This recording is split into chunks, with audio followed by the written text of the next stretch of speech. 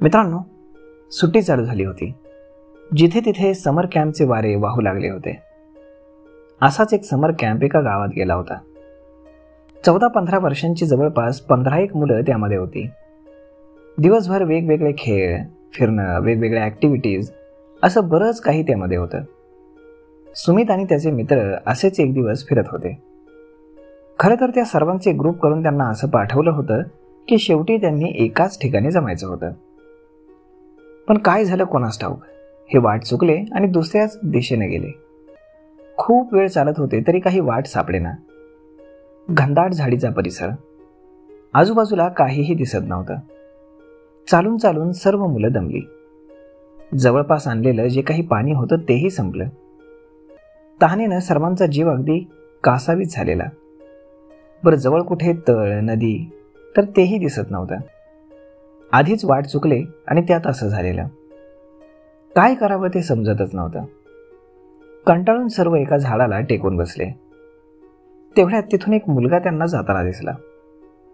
त्यांच्याच वयाचा वाटत होता. त्याचं लक्ष या मुलांकडे गेलं. पाहूनच समजत होतं की ही मुलं अडचणीत आहेत.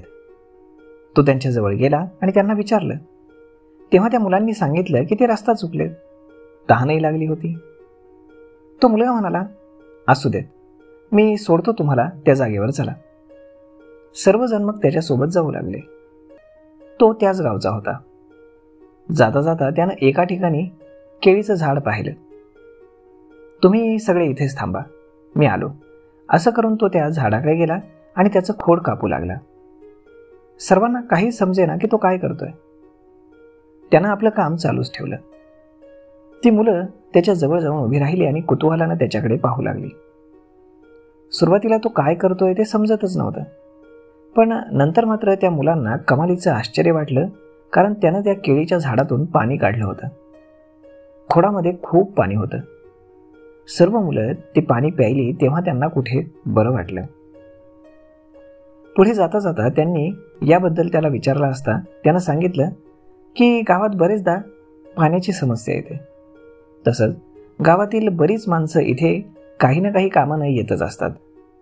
जवळ पाणी असेल किंवा नसेल तेव्हा या झाडांचाच आधार होतो. जवळपास कुठे नदी, तळ नसलं की अशाच प्रकारे व्यवस्था होते. तसंच हे पाणी आरोग्याला देखील चांगलं असतं.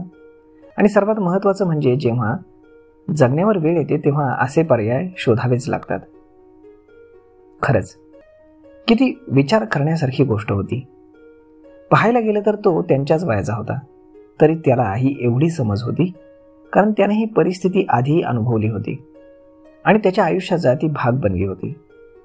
या मुलांना मात्र अशा गोष्टींचा कधी अनुभवच नव्हता. पाहताना या गोष्टी साध्या वाटतात, परंतु आयुष्य जगताना याच गोष्टी महत्त्वाच्या ठरतात.